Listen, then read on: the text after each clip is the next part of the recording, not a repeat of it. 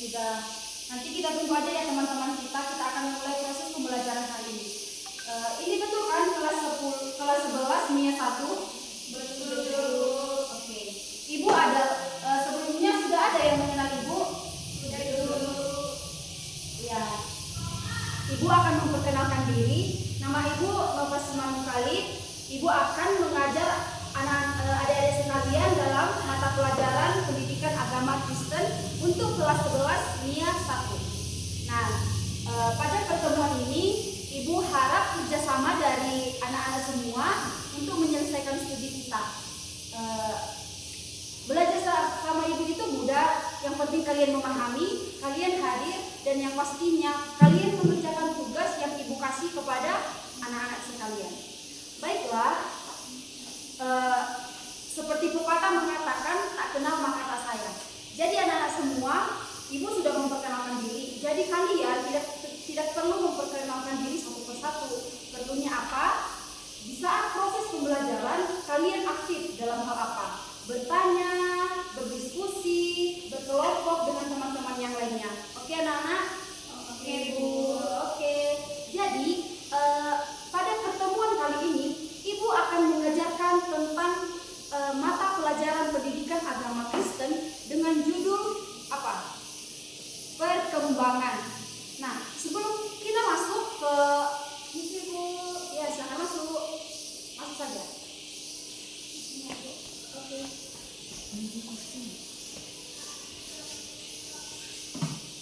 Oke anak-anak semua. Pada pelajaran ini kita akan membahas tentang apa itu perkembangan. Sebelum sampai ke perkembangan, apakah anak-anak di sini sudah mengalami perkembangan? Sudah Ibu, sudah Bu. Ya apa Sophia? Perkembangan apa yang kamu alami? Dari bayi sampai jadi dewasa. Dewasa yang seperti apa? Jangan bermain-main sama saya Sophia.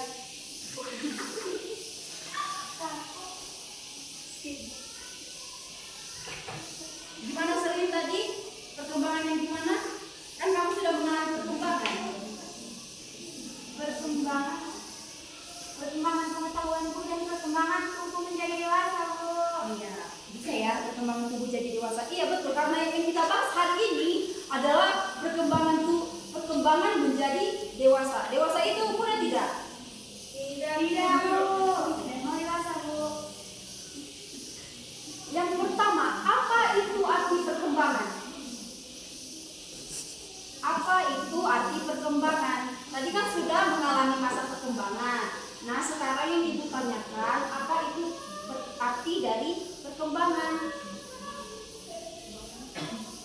Gimana? Ada yang tahu? Ada yang bisa memberikan argumennya? Ibu, ya silakan Sophia. Perkembangan adalah proses perubahan yang terjadi secara bertahap dalam suatu hal, baik itu makhluk hidup, benda maupun konsep. Ya. Perkembangan itu seperti yang telah dijabarkan oleh saudara siapa namanya tadi? Sophia ya? Yaitu perkembangan adalah proses yang mencakup perubahan fisik. Tadi kan sudah diutarakan oleh Serlin. Perkembangan fisik tadi juga sudah diucapkan oleh Sophie, yaitu dari bayi menjadi dewasa. Tapi ada hal yang mencolok dalam perkembangan ini. Yang pertama ada mental, emosional, sosial yang terjadi sepanjang hidup seseorang. Proses ini dimulai dari lahir hingga dewasa dan dipengaruhi oleh beberapa faktor, termasuk lingkungan, pendidikan, dan pengalaman hidup. Semua sudah pasti lahir hingga dewasa dan dipengaruhi oleh beberapa faktor, termasuk lingkungan, pendidikan, dan pengalaman hidup. Semua sudah pasti ada pengalaman hidupnya ya, yang mengerikan, yang menyenangkan, yang itulah itu. Baik, tadi kan sudah kita bahas tentang perkembangan itu. Perkembangan itu mengacu pada pertumbuhan. Pasti pertumbuhan itu sudah meninggalkan masa kekanak-kanakan, apalagi di usia kita sekarang tidak remaja lagi anak-anak. Jadi di sini Ibu kita akan membahas tentang perkembangan dewasa. Ada 4. Yang pertama apa? Melina, kamu kenapa begitu duduk? Jangan melamun ya. Apa? Yang pertama itu dewasa kognitif, yang kedua dewasa emosional, yang ketiga dewasa sosial, dan yang keempat dewasa moral. dewasa kognitif, dewasa emosional, sosial, dan moral. Ada yang tahu menjelaskan atau memberikan contoh yang spesifik lagi dari keempat faktor kedewasaan ini?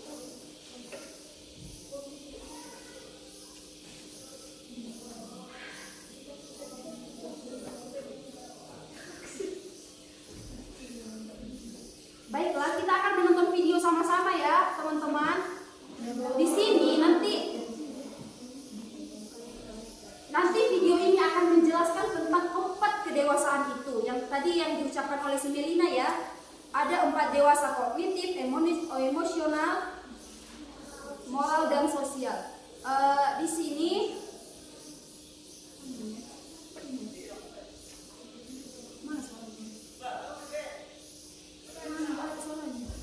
kan ada video, ditonton ya anak-anak. Nanti ibu akan tanya kepada kalian bagaimana dewasa yang kognitif berdasarkan dari video tersebut. Ini tidak memiliki suara, tetapi ada teks di bawah sebagai terjemahannya. Tolong diperhatikan.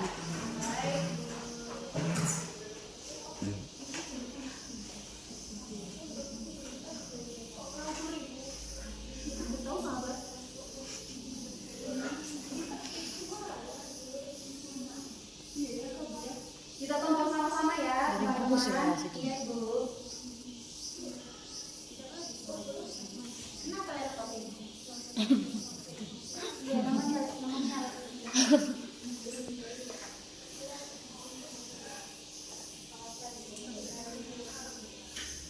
Sedih banget filmnya, Bu. Sedih banget filmnya, Bu.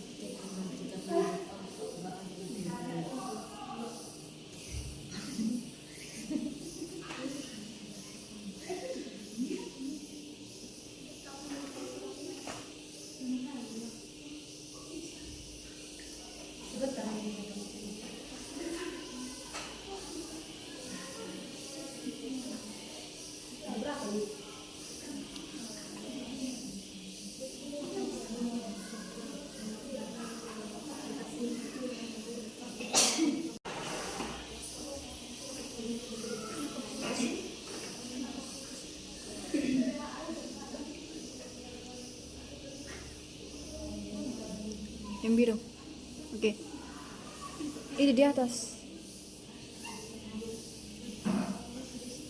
Oke, videonya sudah berakhir. Jadi ibu ingin bertanya dari hasil video tadi kepada anak-anak sekalian, apa yang dapat kita ambil? Kedewasaan yang kognitif, yang emosional, sosial, dan moral. Apa yang telah dijelaskan dalam video tersebut?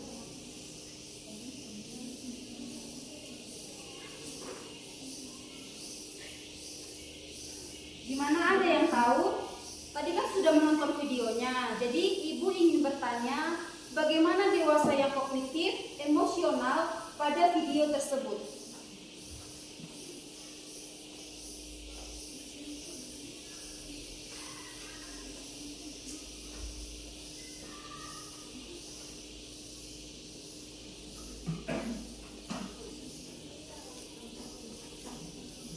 Video mengasihi orang tua. Video mengasihi orang tua. Coba dewasa yang kognitif bagaimana? Coba bagaimana itu?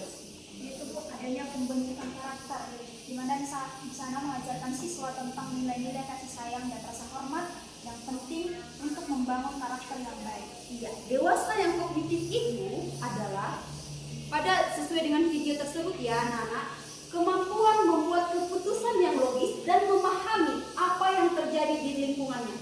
Seperti tadi dalam video antara anak dan orang tua, di sana mengajarkan tentang nilai-nilai kasih sayang. Memang pada video tersebut mengajarkan tentang orang tuanya tidak peduli kepada anaknya, mau dia sekolah bagaimana, mau nilai berapa, tetapi kita sebagai anak sudah mengalami kedewasaan yang kognitif, yaitu harus membuat keputusan yang memahami yang terjadi di lingkungan.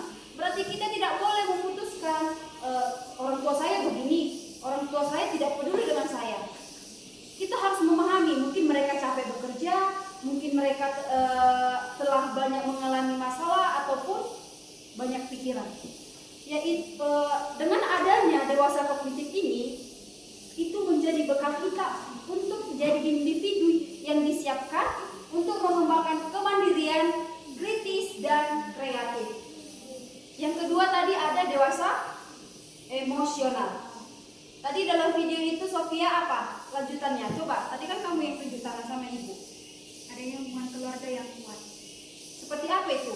Gimana hubungan keluarga yang kuat? Artinya adalah di mana mendorong siswa untuk memperkuat hubungan dengan orang tua yang mendukung stabilitas emosional dan mental mereka. Iya. Dan mental mereka. Sebenarnya dewasa emosional ini tergantung kepada mental seseorang ya. Baik, buruk, tergantung bagaimana kita menanggapi yang terjadi dalam lingkungan termasuk kepada orang tua. Yaitu dewasa emosional itu dapat kita artikan sebagai kemampuan menyatakan emosi baik positif maupun negatif dengan alasan yang tepat, cara yang tepat, situasi yang tepat terhadap orang yang tepat. Seperti tadi ibu katakan, kita harus bisa menyikapi kepada orang tua kita pikiran kayak mana ya? Misalnya nih, orang tua telah capek bekerja tapi kita menuntut apa biasanya kalau kita? Memenuhi kebutuhan bro, iya. Memenuhi kebutuhan, udah capek bekerja tapi dipaksa ya kan? Siapa yang seperti itu? Saya bu. Astagfirullah Sophia. Jangan begitu ya Sophia. Kita harus bisa mengontrol diri kita sebagai salah satu tanda bahwa kita telah dewasa secara apanya? Secara apanya? Oke Sophia, tolong dijelaskan apa dewasa yang bagaimana Tuhan Yesus di dalam Alkitab tersebut.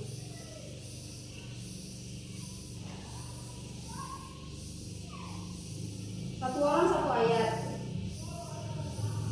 Lukas 2 ayat 42.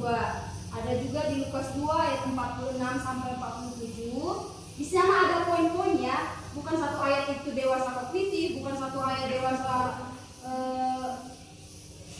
emosional, tapi ada boleh juga 2 ayat, 3 bahkan 4. Yang pertama bu. Ya, Sophia, apa? Lukas 2 ayat 42 di mana dikatakan bahwa ketika Yesus telah berumur 12 tahun, pergilah mereka ke Yerusalem seperti yang lazim pada hari raya itu. Dan dewasa menurut Alkitab itu adalah di dalam Lukas 2 ayat 42 ini adalah bahwa partisipasi dalam tradisi keagamaan. Pada usia 12 tahun, Yesus mulai terlibat secara aktif dalam tradisi keagamaan, menunjukkan bahwa ia tidak hanya menjalani kehidupan sebagai anak-anak, tetapi juga berusaha memahami dan menghayati aspek spiritual dari kehidupannya. Berarti di dalam walaupun umur Yesus 12 tahun, tetapi Yesus sudah menunjukkan sikap moral, yaitu bisa bergabung bersama guru di bait Allah. Yang kedua di apa itu? Dewasa yang bagaimana?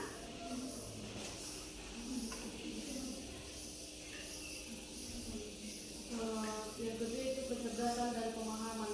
Yaitu Yesus menunjukkan kecerdasan yang luar biasa dengan berdiskusi dan bertanya kepada para guru di bait Allah yang mencerminkan kedewasaan intelektual dan kemampuannya untuk memahami ajaran yang kompleks. Ya, tadi kan sudah dijelaskan, pada video tersebut juga sudah dijelaskan sebenarnya bahwa itu merupakan dewasa yang emosional. Yesus walaupun dia berumur 12 tahun, tetapi kecerdasannya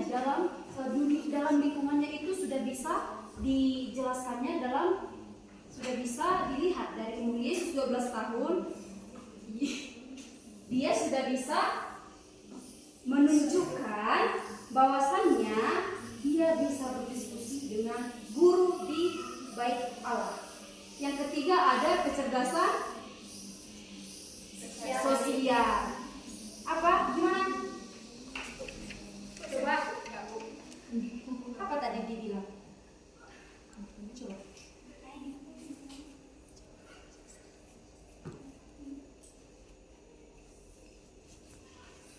Saya tahu yang keempat, Bu. Iya, apa? Adalah penghormatan terhadap orang tua, Bu. Coba jelaskan Di bagaimana sini meskipun memiliki pemahaman yang tinggi tentang misinya, Yesus tetap menunjukkan sikap hormat dan taat kepada orang tuanya. Di sini menggambarkan keseimbangan antara kedewasaan spiritual dan penghormatan terhadap otoritasnya. sebenarnya sudah dijelaskan secara rinci ya oleh pendapatnya siapa tadi namanya? Tisria. Ya, Bu ya. Di sana sudah dari kitab ini sudah dijelaskan bahwa 4 dewasa itu sudah diterapkan dalam diri Tuhan Yesus ketika dia berumur 12 tahun. Jadi anak-anak, walaupun kita masih kecil, dewasa itu tidak ditentukan oleh apa? Umur, bentuk badan, tinggi badan, wajah, ataupun yang lainnya. Tetapi dewasa itu bisa kita lihat dari pemikiran, tingkah laku, dan kegiatan yang dilakukan di dalam kehidupan sehari-hari yang mencerminkan sikap dewasa. Ini adalah akhir pelajaran kita. Ada yang tidak mengerti, boleh ditanyakan kepada ibu.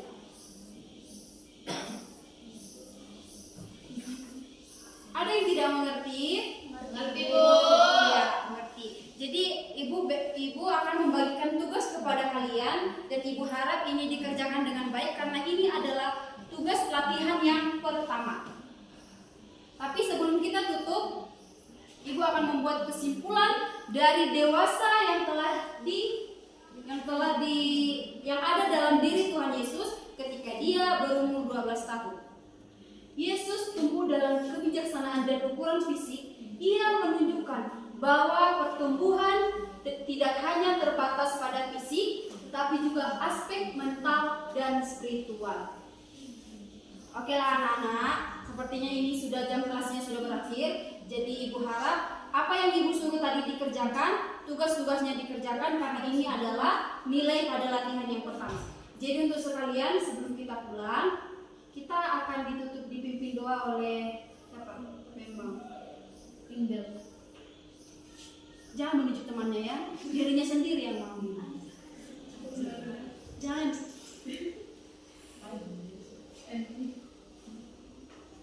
Siapa? Oh iya. Sebelum kita pulang, kita satukan hati kita berdoa sekali puji dan syukur yang pada kepada Tuhan atas berkat dan karunia yang masih kau berikan kepada kami Tuhan.